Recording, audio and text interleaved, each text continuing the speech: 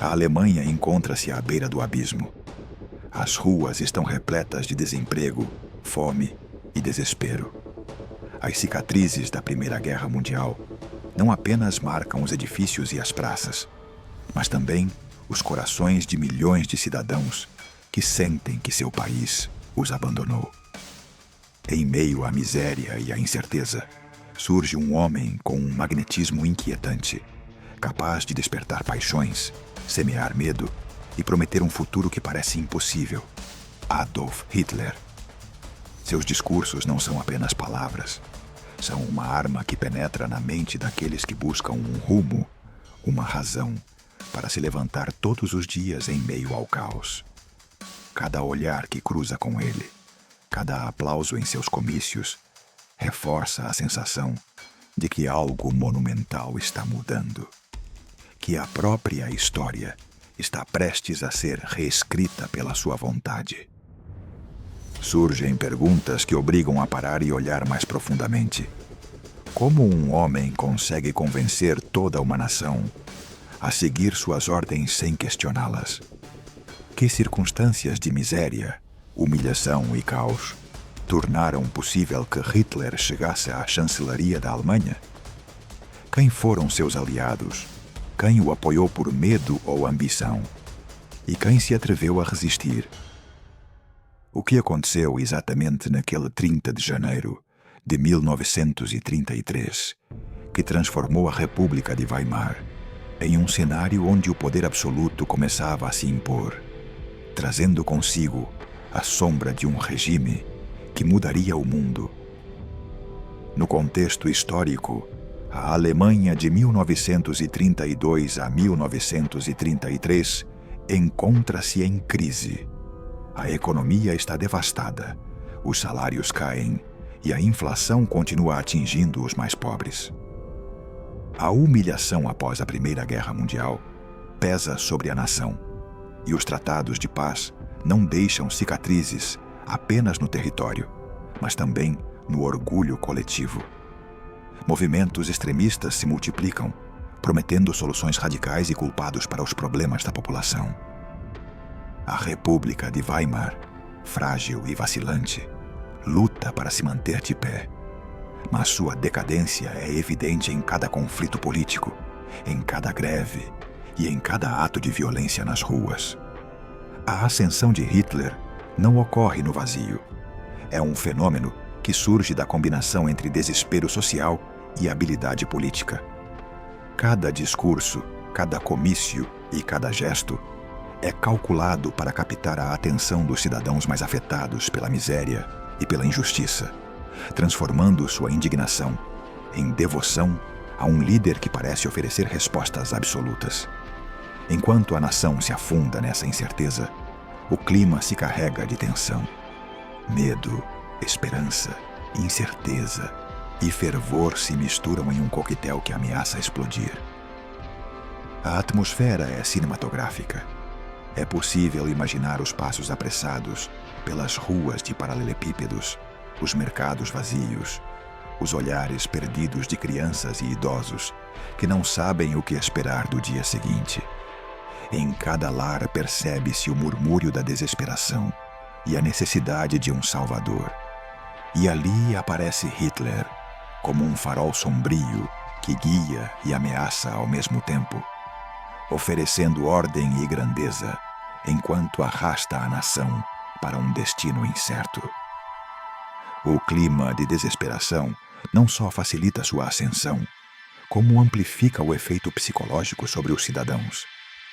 A mistura de medo e esperança cria uma dependência quase emocional em relação ao líder, onde cada decisão pessoal parece alinhar-se com a narrativa que ele propõe. A sensação de caos absoluto torna-se um terreno fértil para a manipulação, e cada seguidor, consciente ou inconsciente, torna-se uma peça de uma engrenagem que avança inexoravelmente em direção a uma mudança histórica monumental. E assim, enquanto a Alemanha cambaleia, o espectador deve perguntar-se: o país estava destinado a cair nas mãos de Hitler? Ou foi a combinação de desespero, estratégia e ambição, que tornou inevitável a ascensão de um dos líderes mais temidos da história. O cenário está montado, a história começa, e o espectador fica preso no epicentro de uma nação prestes a mudar para sempre, onde a desesperação, o medo e a fascinação pelo poder absoluto se entrelaçam em uma dança que marcaria o mundo inteiro. Alemanha em crise.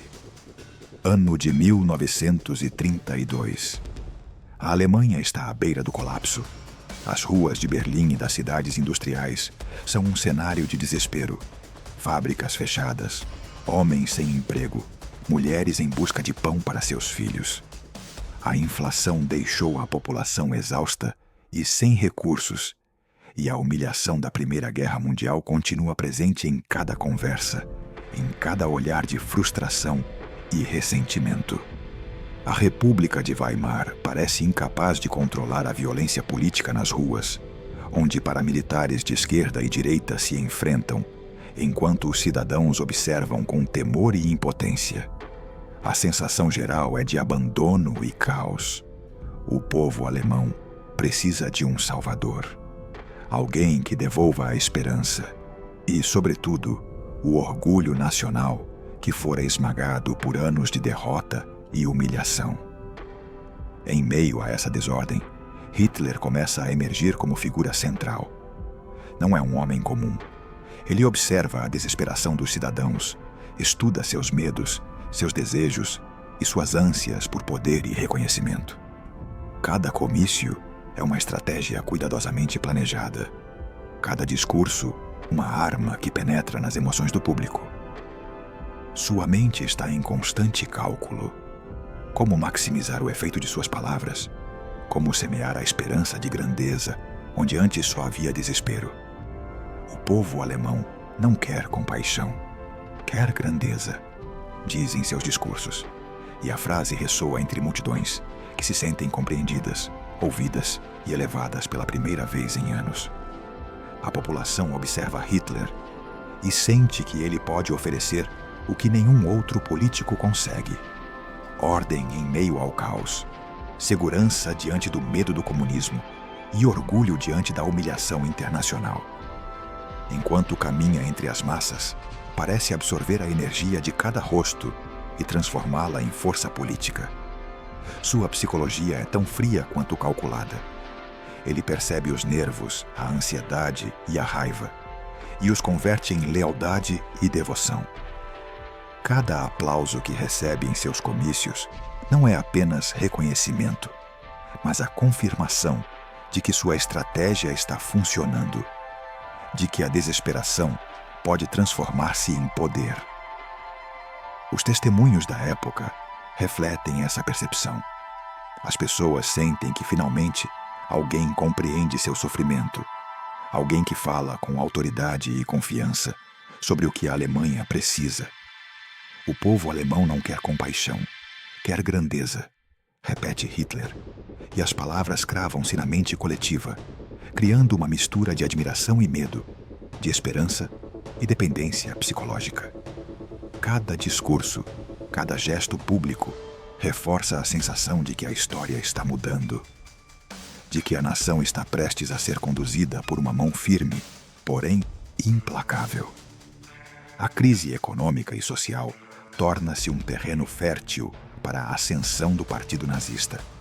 Desemprego, fome, corrupção e medo do comunismo alimentam o ressentimento contra as instituições tradicionais. Hitler percebe tudo isso e transforma a frustração do povo em instrumento de poder. Seus discursos não apenas prometem mudança, mas incutem um senso de urgência, uma necessidade de ação imediata. A Alemanha precisa de um líder que não tema tomar decisões drásticas. Alguém disposto a impor a ordem, onde antes reinava o caos. Enquanto isso, a psicologia de Hitler combina a ambição pessoal com uma leitura constante do público. Ele observa os gestos das pessoas, a tensão de suas mãos, os murmúrios de aprovação ou rejeição. Cada encontro torna-se uma oportunidade para medir seus efeitos, calibrar seus discursos e ajustar sua mensagem. A desesperação do povo transforma-se em combustível político. E Hitler sabe que somente um líder capaz de projetar força e visão poderá conquistar a chancelaria e controlar uma nação à beira do abismo. O ano de 1932 termina com a Alemanha presa em um ciclo de caos, medo e expectativas incontroláveis. Entre a incerteza e a necessidade de salvação, Hitler se posiciona como a figura capaz de encarnar a força, a ordem e a grandeza que todos desejam. Suas estratégias políticas e psicológicas, a leitura da desesperação popular e a capacidade de transformar medo em lealdade marcam o início de uma ascensão imparável que mudará não apenas a história da Alemanha, mas do mundo inteiro. A nação, vulnerável e desesperada, começa a olhar para um futuro que parece ditado pela visão de um homem que aprendeu a dominar tanto as massas quanto seu próprio destino. A máquina política. À medida que 1932 avança, a Alemanha não luta apenas contra a miséria econômica e social, mas também contra uma engrenagem política cada vez mais instável.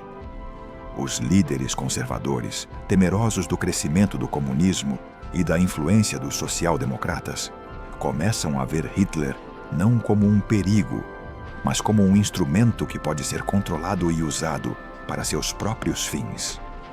Hindenburg, presidente em exercício, observa com cautela. Von Papen e outros conspiradores políticos calculam cada movimento, medindo riscos e oportunidades em um tabuleiro de poder onde qualquer erro pode significar a queda da República de Weimar. A estratégia política torna-se um jogo de paciência, traição e manipulação.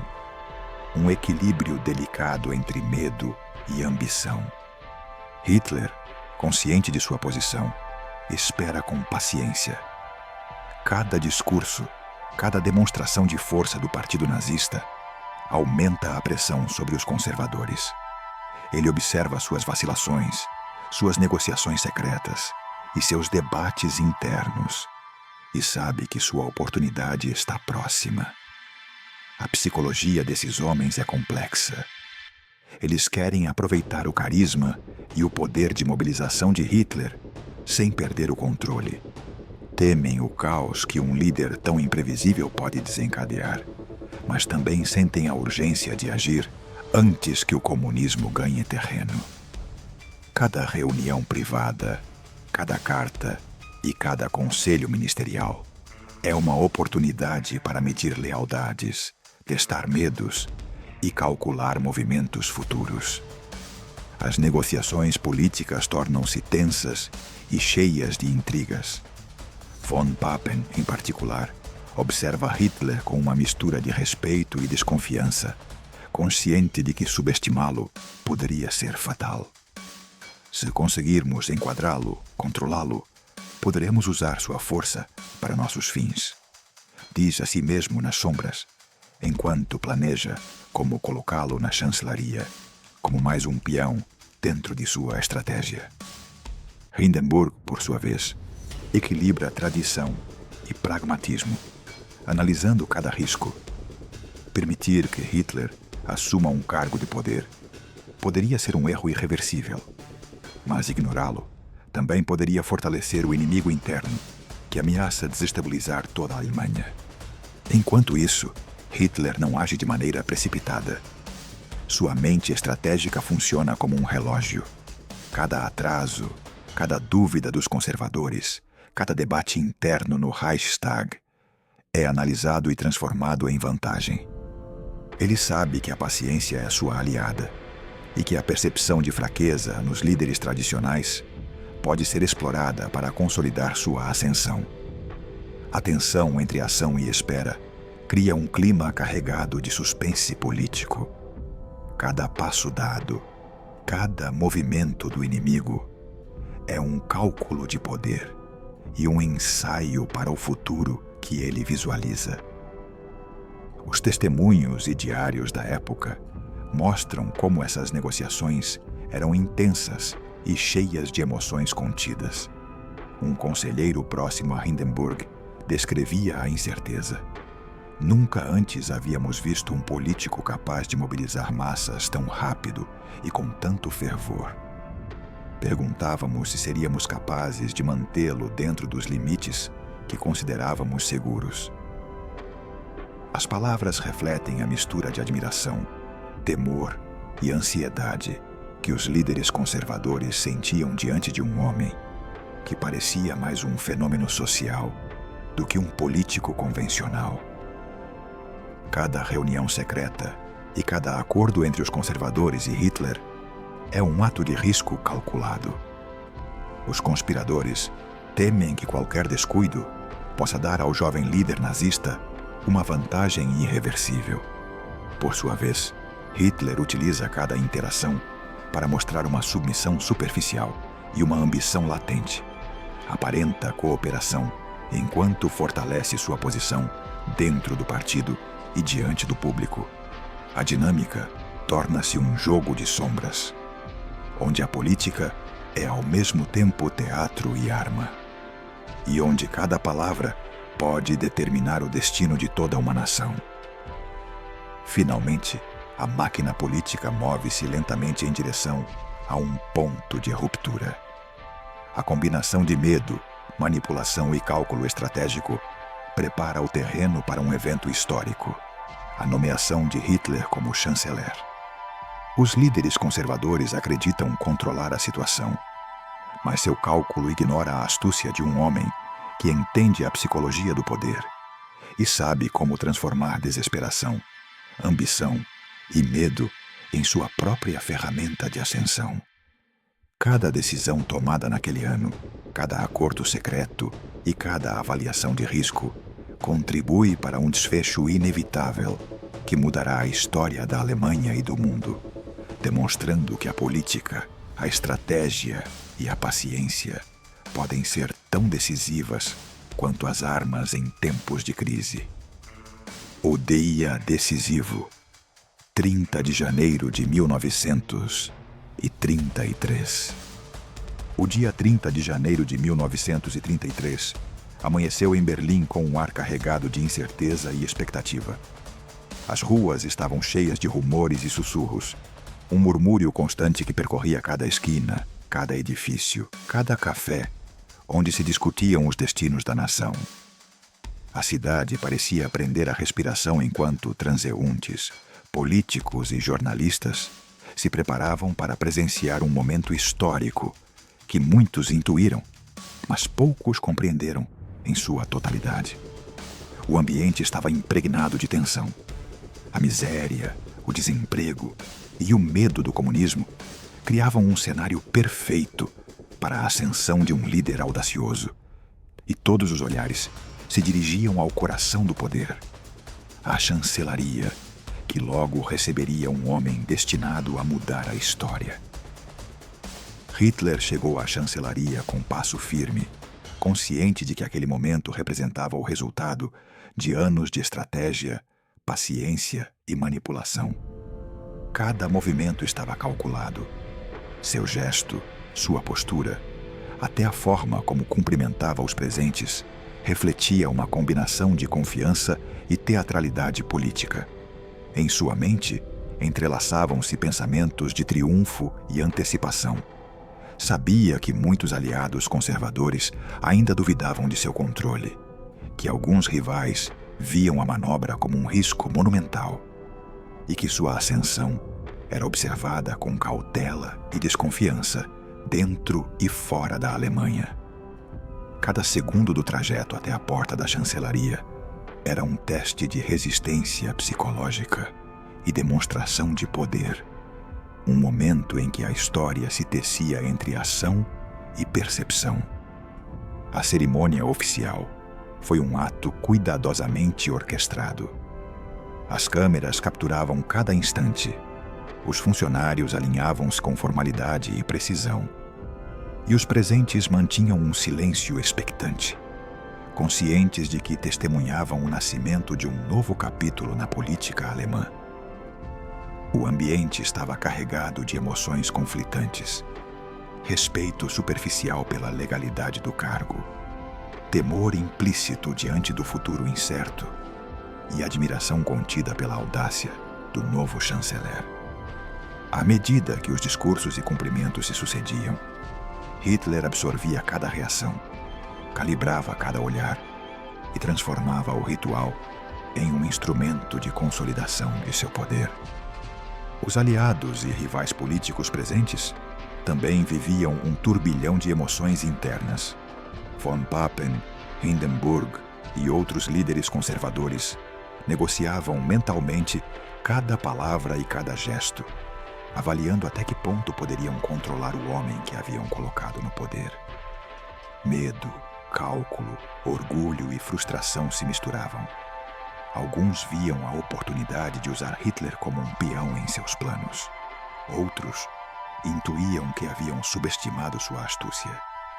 Cada pensamento refletia a complexidade de um momento em que a ação imediata se misturava à estratégia de longo prazo e onde qualquer erro poderia alterar o curso da história de maneira irreversível.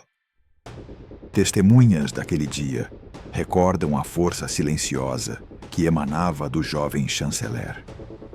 Nunca esquecerei o momento em que ele atravessou a porta. Parecia o começo de algo inevitável, relatava um contemporâneo décadas depois. A frase encapsula a percepção de inevitabilidade que impregnava o ar.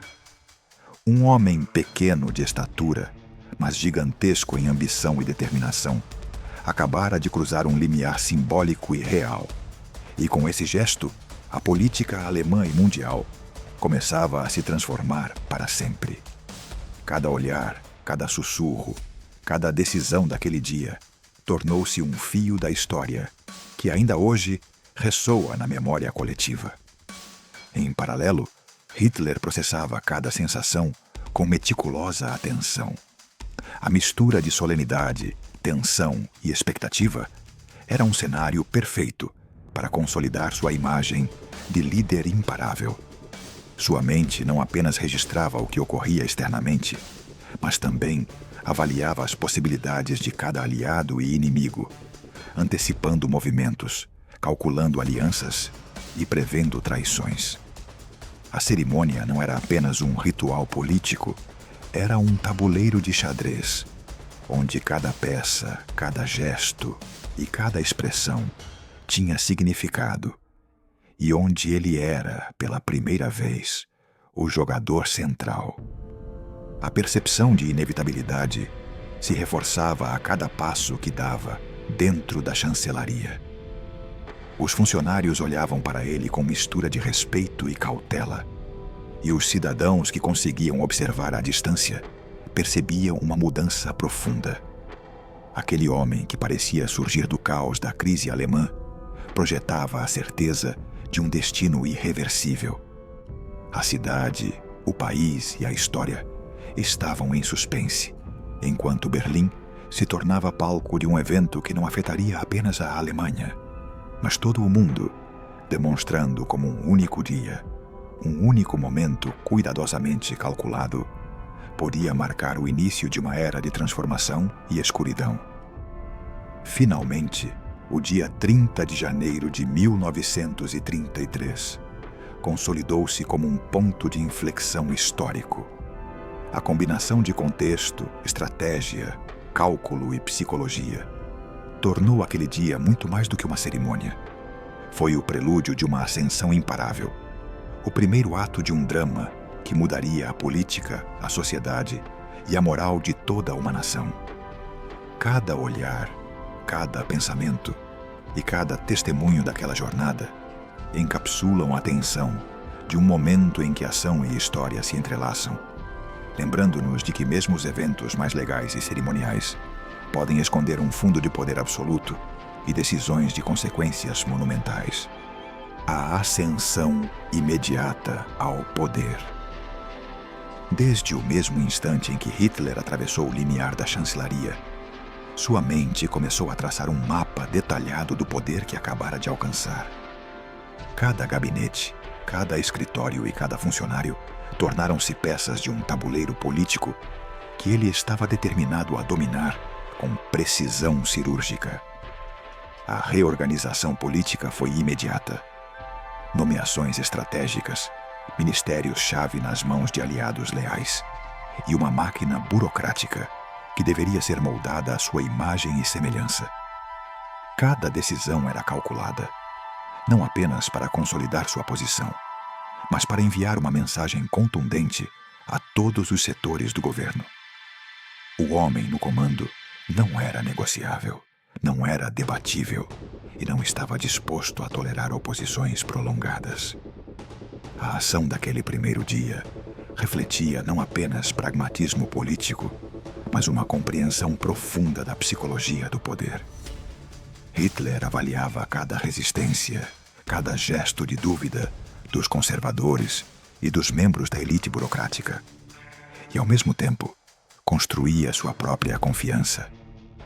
Cada ministro que aceitava um cargo, cada aliança que se consolidava, tornava-se um reforço de sua percepção de inevitabilidade. A resistência inicial que alguns tentavam oferecer era percebida como fraca e previsível, e essa subestimação da oposição fortalecia sua sensação de controle absoluto. Sua mente estava em constante avaliação. Movimentos, estratégias, ameaças implícitas e oportunidades visíveis se entrelaçavam em um fluxo constante de pensamento tático. Hitler projetava uma mistura de carisma e autoridade que impactava até os mais céticos. Suas primeiras palavras aos ministros e funcionários-chave estavam carregadas de intenção e urgência. Não se tratava apenas de organizar o governo, mas de transformar a Alemanha desde a raiz, de mudar sua identidade, disciplina e obediência. Cada discurso, cada instrução, cada gesto físico dentro da chancelaria tinha um duplo propósito: consolidar a autoridade e semear a certeza de que qualquer resistência seria inútil. Os aliados mais próximos percebiam uma determinação implacável, enquanto os opositores mal conseguiam ocultar sua inquietação diante da rapidez e precisão das medidas adotadas. A reorganização incluiu ministérios estratégicos e nomeações calculadas para garantir lealdade absoluta. Cada pasta estava pensada para fortalecer a máquina nazista: propaganda, economia, interior, defesa. Todos os setores críticos ficaram nas mãos de quem compartilhava a visão de Hitler ou que, ao menos, seria obrigado a obedecê-la. A consolidação do poder realizava-se não apenas por imposição, mas através de uma combinação de medo, respeito e o espetáculo de autoridade que cada ato administrativo projetava dentro e fora do governo. Os primeiros dias tornaram-se um ensaio geral do que seria a transformação total da Alemanha. Um lembrete de que, na política, rapidez e audácia são armas tão poderosas quanto as próprias leis. Enquanto isso, internamente, Hitler refletia sobre a fragilidade de seus adversários e a facilidade com que podia manobrar dentro do sistema que outros consideravam rígido. Sua confiança crescia a cada passo. Cada ministro que aceitava sua autoridade, cada funcionário que cedia às suas exigências, cada resistência que demonstrava fraqueza, reforçava sua crença de que sua visão poderia ser implementada sem obstáculos significativos. Em sua mente, misturavam-se o cálculo frio e a emoção do triunfo. Cada ação era um ato de consolidação de um poder que, para muitos, ainda parecia temporário, mas que ele percebia como irreversível. Os discursos e declarações públicas do novo chanceler também refletiam essa determinação. Com clareza e sem ambiguidade, proclamava sua visão do futuro. Dê-me 4 anos e vocês não reconhecerão a Alemanha. Disse com fervor, uma declaração que não apenas descrevia um plano político, mas também transmitia um aviso implícito a todos que poderiam questionar sua autoridade. Cada palavra era um instrumento de persuasão e intimidação, uma mistura de promessa e ameaça, projetada para reconfigurar a percepção da Alemanha sobre si mesma e sobre sua liderança. À medida que os dias se sucediam, a ação imediata se combinava com a psicologia estratégica. Consolidação de ministérios, controle de funcionários, eliminação de resistências e planejamento a longo prazo. A velocidade com que Hitler atuava impressionava até seus aliados mais experientes, que viam em sua determinação algo mais que ambição. Uma visão meticulosamente executada, onde cada movimento era uma peça indispensável para construir uma nova ordem.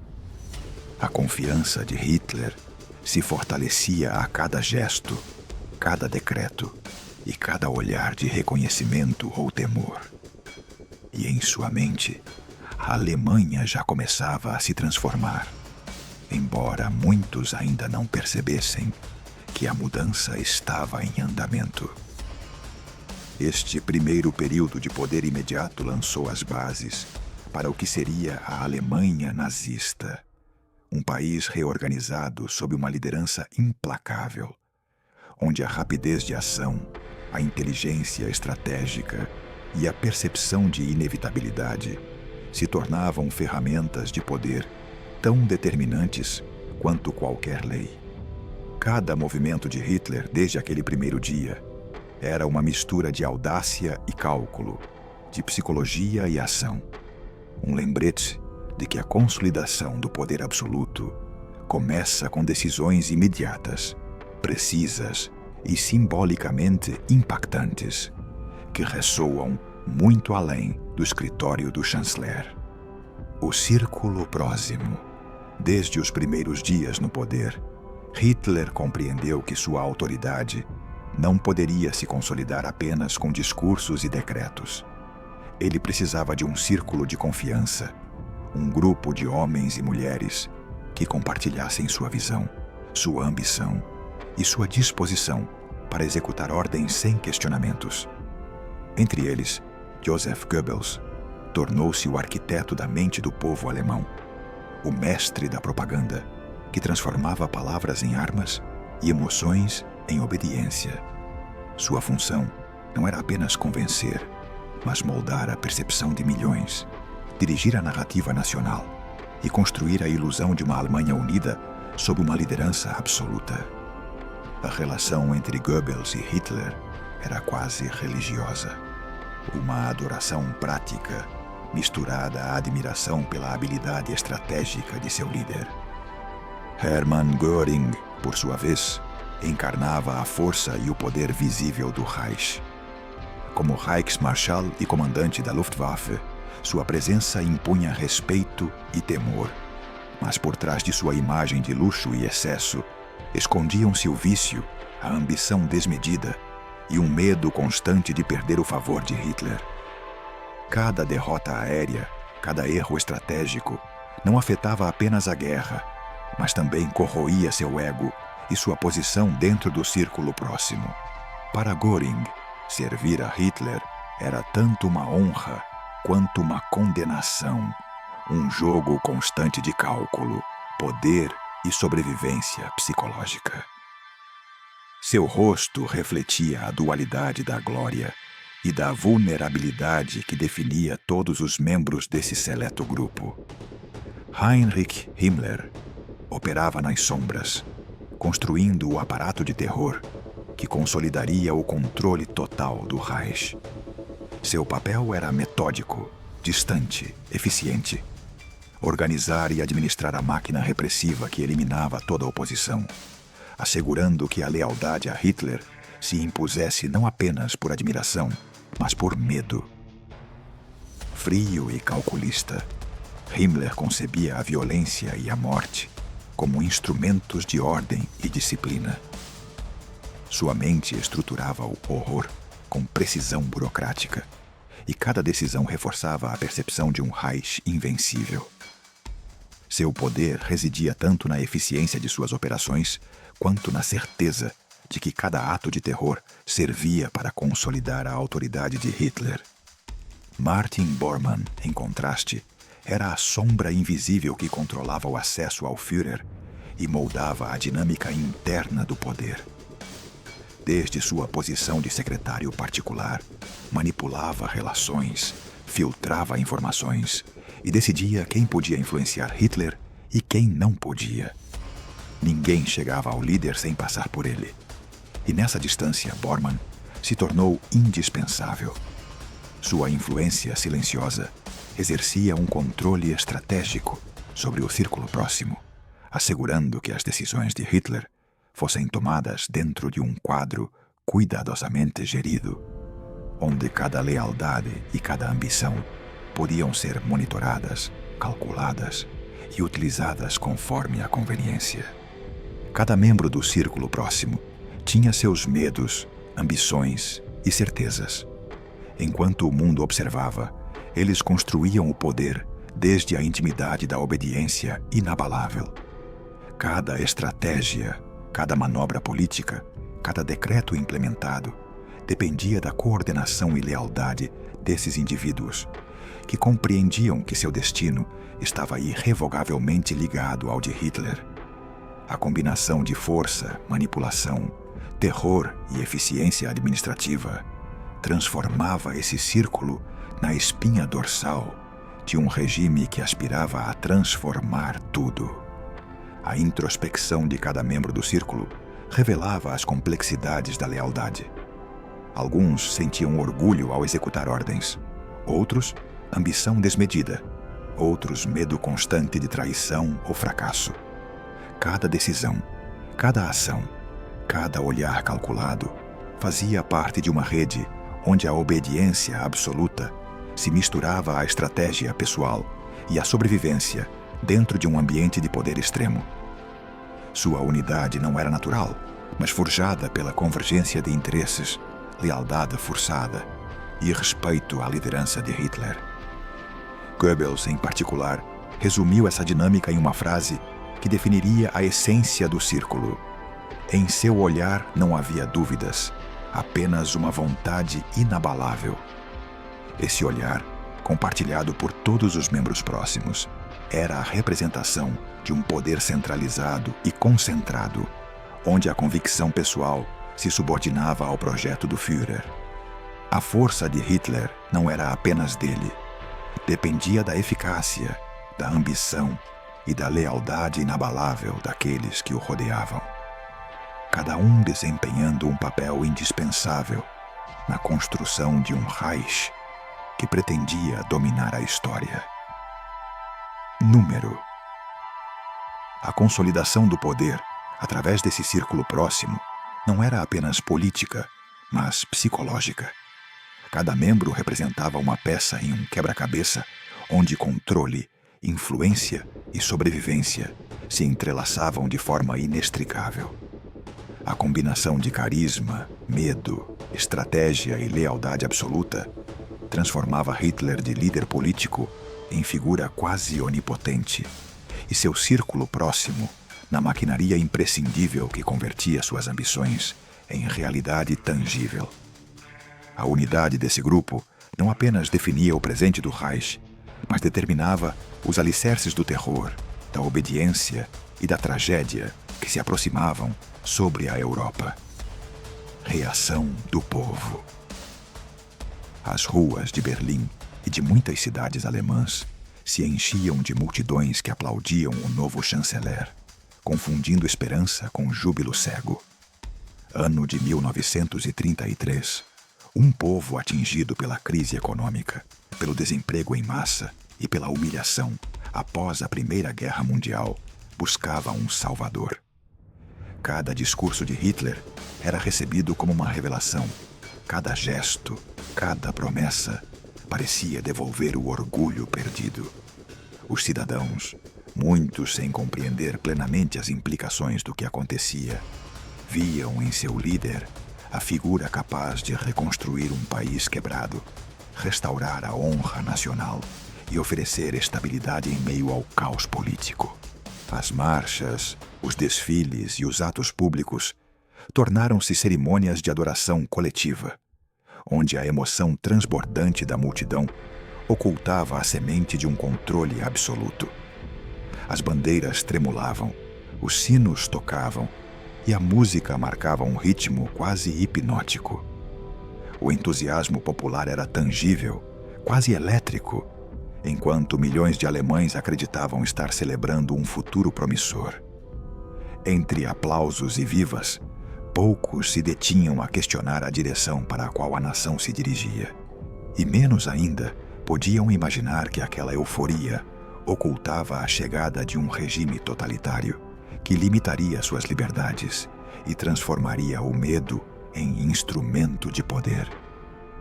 Dentro dessa atmosfera de esperança e júbilo, o pensamento individual se subordinava ao coletivo. As pessoas se viam refletidas na figura de Hitler, projetando seus próprios desejos, medos e frustrações em um homem que prometia soluções rápidas e grandes gestos. A psicologia do povo era complexa. Medo da mudança, alívio pela estabilidade, orgulho recuperado e um desconhecimento quase absoluto do que a consolidação do poder significaria para suas vidas. Cada saudação, cada canção patriótica, cada marcha na praça reforçava a ilusão de unidade, enquanto se gestava um controle político e social sem precedentes. Entre o fervor e as celebrações, alguns observadores começavam a perceber um presságio inquietante. A emoção coletiva tinha um pano de fundo sombrio, uma liderança que se alimentava do aplauso, que buscava não apenas a obediência política, mas também a devoção emocional e psicológica do povo. As massas ainda não viam que seu entusiasmo podia ser manipulado, que cada gesto de alegria era também uma ferramenta para consolidar o poder absoluto do Führer. Os sinos tocavam como se celebrassem o futuro, sem saber que celebravam sua destruição. Lembrariam posteriormente testemunhas que compreenderam tarde demais o significado real daqueles dias. O contraste entre a euforia da multidão e a sombra que começava a se espalhar sobre a Alemanha era profundo. As celebrações davam uma falsa sensação de segurança. Os cidadãos acreditavam participar da construção de um país forte, sem perceber que estavam sendo arrastados para um sistema onde a lealdade seria obrigatória, a dissidência punida e a vida cotidiana intervinda por um controle total. Cada viva e cada aplauso alimentavam a maquinaria do poder que se movia silenciosa, mas inexoravelmente, preparando-se para transformar a esperança popular em submissão sistemática. O impacto emocional dessas primeiras reações do povo marcou o tom do que viria. A fascinação, a fé e a devoção cega tornaram-se instrumentos de poder que os líderes do regime souberam explorar com precisão. A psique coletiva era moldada sob a influência da propaganda e da teatralidade dos atos públicos. Os cidadãos não apenas apoiavam o líder, mas também se tornavam cúmplices inconscientes de sua consolidação política. A manipulação emocional era tão eficaz quanto qualquer decreto ou lei, e marcava o início de um controle absoluto que afetaria todos os aspectos da vida alemã nos anos seguintes. Cada olhar, cada sorriso e cada aplauso faziam parte de um cenário cuidadosamente construído, onde a emoção da multidão era tão vital quanto as decisões políticas nos gabinetes do poder. A interação entre a psicologia coletiva e as estratégias do círculo próximo de Hitler demonstrava como a percepção popular podia ser moldada para servir aos interesses do regime. Nesse ambiente, a esperança do povo era genuína, mas sua ignorância do futuro imediato criava uma paradoxa inquietante. celebravam o retorno da grandeza, sem saber que aquele mesmo fervor seria usado para consolidar sua própria subjugação. A lembrança dessas reações do povo serve como advertência histórica. A emoção, o entusiasmo e a fé em um líder podem tornar-se armas de controle quando combinadas com manipulação estratégica. A euforia de 1933 marcou um momento decisivo, onde celebração e presságio sombrio conviviam nas ruas, praças e lares, antecipando a ascensão de um poder absoluto que mudaria a Alemanha e o mundo para sempre. A história dessas primeiras reações do povo mostra como a emoção coletiva pode ser simultaneamente esperança e prelúdio de tragédia, e como a percepção de um futuro brilhante pode ocultar os alicerces de um controle totalitário que poucos imaginaram na época. Consequências imediatas. Os primeiros dias após a chegada de Hitler ao poder marcaram uma mudança radical na Alemanha. O que parecia transição política normal rapidamente se transformou na erosão das liberdades fundamentais. As instituições democráticas da República de Weimar começavam a mostrar fissuras, enquanto o novo governo impunha decretos que, em aparência, buscavam ordem e segurança, mas que, na realidade, abriam caminho para uma ditadura absoluta.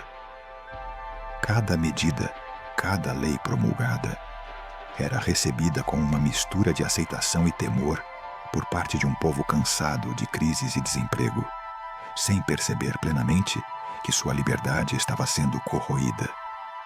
Do ponto de vista psicológico, os cidadãos viviam um estado ambivalente: alívio pela estabilidade e ordem prometidas, medo diante do desconhecido e fascinação por uma liderança que parecia capaz de restaurar o orgulho nacional. Os decretos, frequentemente apresentados como soluções para a desorganização e o caos, eram percebidos como necessários, embora escondessem a transformação gradual da democracia em ditadura.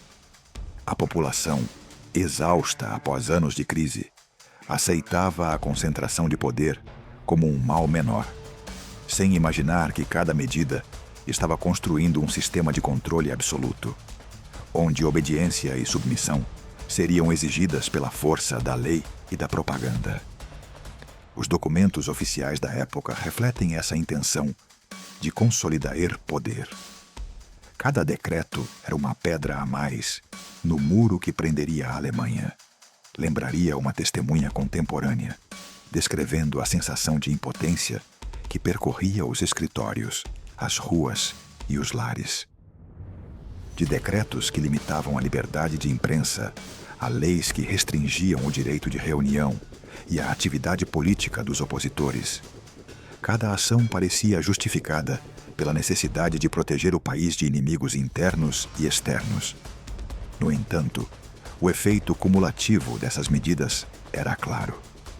A democracia estava sendo substituída por um sistema autoritário que concentrava o poder nas mãos do Führer e de seu círculo próximo.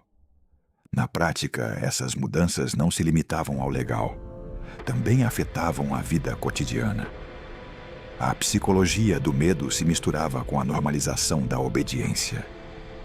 Os cidadãos começavam a se autocensurar, evitando qualquer crítica ou comentário que pudesse ser interpretado como dissidência, enquanto líderes políticos e funcionários administrativos executavam ordens sem questioná-las. A percepção da autoridade mudava. O que antes era um governo eleito, agora era percebido como um poder absoluto, intocável e onipresente, capaz de decidir a vida e a morte de quem se opusesse. A transformação institucional se complementava com a consolidação de figuras-chave dentro do regime. Membros do círculo próximo de Hitler, como Goebbels, Göring e Himmler, começavam a ocupar posições estratégicas em ministérios e órgãos do Estado, garantindo que cada decreto fosse executado sem resistência. Essa integração entre legislação, propaganda e controle burocrático consolidava a ditadura antes que a maioria da população pudesse percebê-la com clareza. Cada ação do governo era um passo calculado rumo à centralização do poder, enquanto o povo aceitava, sem saber, a perda gradual de direitos fundamentais. O impacto psicológico sobre os opositores era devastador. Aqueles que ainda acreditavam na democracia viam seus espaços de influência e participação se reduzirem rapidamente. A ameaça de represálias, a vigilância e a censura criavam um ambiente de medo constante, onde até o pensamento crítico se tornava um risco. A transformação da nação não era apenas política, mas também mental. Um processo sistemático que moldava a conduta, a percepção e a capacidade de ação de cada cidadão. Cada decreto não apenas construía um marco legal autoritário, mas também criava um clima social de obediência e autocensura. Finalmente, essas consequências imediatas demonstravam que a ascensão de Hitler não foi um acidente nem uma mudança superficial. Era um processo estratégico, cuidadosamente planejado, onde cada decreto, cada medida e cada reorganização administrativa tinham um propósito claro: substituir a democracia por um regime totalitário que fundia o poder político à psicologia do medo e da submissão. As liberdades se dissolviam rapidamente e o povo, preso entre esperança e medo, começava a viver em um país onde o controle absoluto se tornava a nova normalidade. Cada decreto, cada lei e cada ordem fazia parte de um plano maior, onde o poder concentrado do Führer se erguia como a força definitiva que definiria a história da Alemanha e do mundo nos anos vindouros. O dia 30 de janeiro de 1933 não foi um dia comum. Foi um ponto de inflexão na história da Alemanha e do mundo. Naquele dia, Hitler cruzou o limiar da chancelaria e a cada passo que dava, a história começava a mudar de maneira irreversível. O que para muitos parecia uma simples mudança política se transformava no início de um processo que alteraria a vida de milhões, marcando o caminho para a consolidação de um regime totalitário. A combinação de carisma, manipulação e contexto social permitiu que um homem, com ideias extremas e estratégias calculadas, começasse a tecer uma rede de poder que prenderia toda uma nação. O impacto imediato sobre a sociedade foi profundo. As liberdades foram erodidas. A política democrática começou a ser substituída por decretos autoritários, e os mecanismos do medo se instalaram na vida cotidiana dos cidadãos. A manipulação psicológica e a propaganda trabalhavam em paralelo com a ação política, criando um ambiente onde a obediência era mais que uma expectativa. Tornava-se uma necessidade de sobrevivência. A história mostra que grandes mudanças nem sempre ocorrem de forma dramática e visível. Às vezes, elas se constroem com decisões aparentemente rotineiras, com decretos, leis e manobras burocráticas que juntas transformam um país inteiro. Sob a perspectiva moral, o dia 30 de janeiro de 1933 nos lembra como a história pode ser moldada pela combinação de destino, medo e estratégia. Os líderes conservadores que facilitaram a chegada de Hitler, os cidadãos que viram nele uma esperança e os próprios estrategistas do regime agiram dentro de um contexto de expectativas e erros de cálculo. Cada ação e cada decisão contribuíram para a criação de um sistema que, embora parecesse inevitável para alguns na época, representava o início de uma tragédia que poucos poderiam prever. O dia 30 de janeiro ainda respirava paz nas ruas de Berlim, As pessoas iam aos seus trabalhos, os mercados funcionavam e a vida cotidiana seguia seu curso. Mas, sob essa superfície, a história havia acendido um estopim que consumiria a Europa e o mundo inteiro nos anos seguintes. O que começou como um passo político calculado tornou-se o primeiro elo de uma cadeia de eventos que derivou em guerra, genocídio e sofrimento massivo. Cada gesto, cada palavra e cada saudação naquele dia contribuíram para que a tragédia futura se tornasse realidade. Refletir sobre aquele momento implica compreender não apenas o poder de um indivíduo, mas também a responsabilidade coletiva e as dinâmicas sociais que permitem o surgimento de regimes autoritários.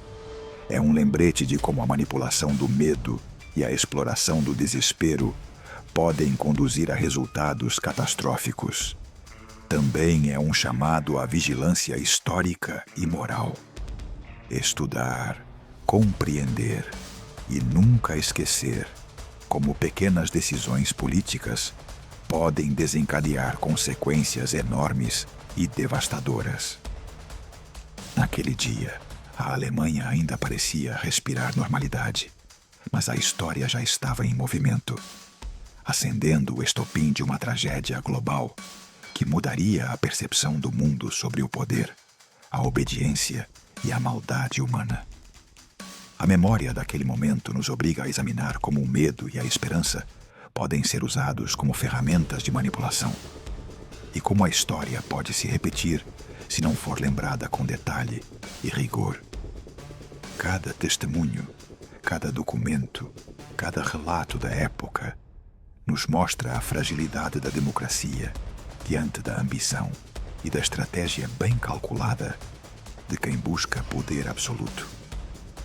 Finalmente, esta reflexão não termina na própria história, mas nos convida à ação no presente. Recordar esses fatos e entendê-los profundamente é uma responsabilidade que transcende gerações. E ao analisarmos o dia 30 de janeiro de 1933, devemos nos comprometer a manter viva a memória histórica, a aprender com os erros e a garantir que a vigilância cívica, a educação e a consciência coletiva nunca permitam que a história repita seus piores capítulos.